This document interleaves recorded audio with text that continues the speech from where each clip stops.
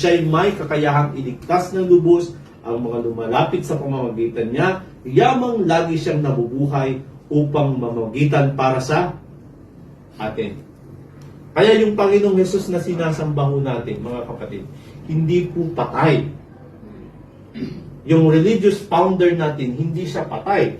Hindi kagaya ng yung mga Muslim, di ba?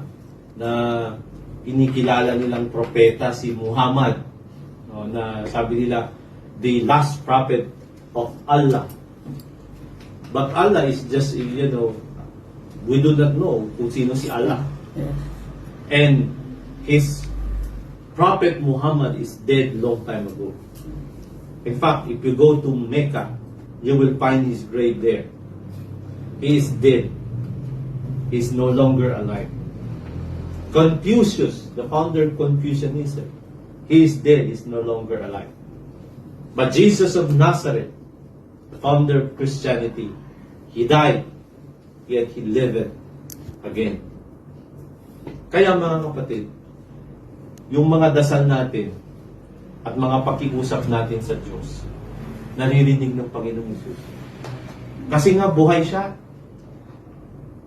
Buhay siya. Hindi siya patay. At nandun siya namamagitan para sa atin. Sabi yun, nabubuhay upang mamagitan para sa kanila. Kaya nga, intercessor si Jesus ngayon between His children and the Father.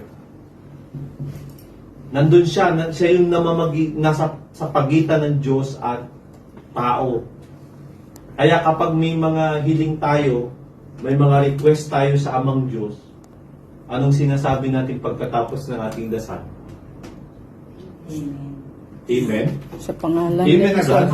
Sa pangalan ni No, Jesus. in the name of Jesus Christ. Ano ibig sabihin ng in the name of Jesus Christ? Kasi iba naman, sweet is the name of Jesus. Sabi nila, precious name of Jesus. In the name of Jesus be healed.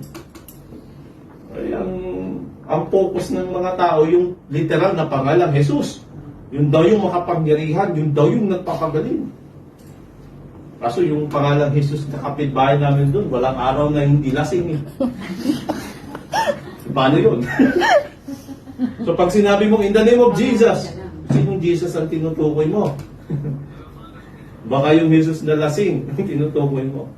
When you say in the name of Jesus, ibig sabihin, in the authority of Jesus Christ, the Son of God. In the authority of Christ, the Messiah. Yan. In the authority, ibig sabihin in the name, in the authority. Pag hinuhuli ka ng pulis, hinuhuli kita sa pangalan ng batas. Diba? In the name of the law. In the name of the President. O, gano'n, di ba? Andito ako on behalf of the President, in the authority of the President. Yun ang ibig sabihin. Kaya kapag tayo nagdadasal, sinasabi natin in the name of Jesus, the Son of God, ini-invoke natin doon sa dasal natin para kilalanin ng Diyos yung mga dasal natin kasi ito ay sang-ayon sa otoridad ng kanyang anak. Kaya papayagang pasukin at pumasok at pakinggan ng Diyos. Didiyan natin. Parang ticket yun. No? O pupunta ka doon. Ano ba, men? Pupunta ka doon sa gusto mong pumasok sa Malacanang. No, nandun yung sabi Pinapulinong presidente natin, no? Nandun yung presidente natin. O, bangang man siya o hindi, pero hindi ka pwedeng basta-basta pumasok doon, makiusap sa kanya. He is the president. The office is so high. Highly respected pa din yan. Kahit sino yan. Kahit anong klaseng tao yan. It's a highly exalted office. But before you enter there, hindi ka pwedeng basta-basta. Tatanungin ka, meron ka bang appointment?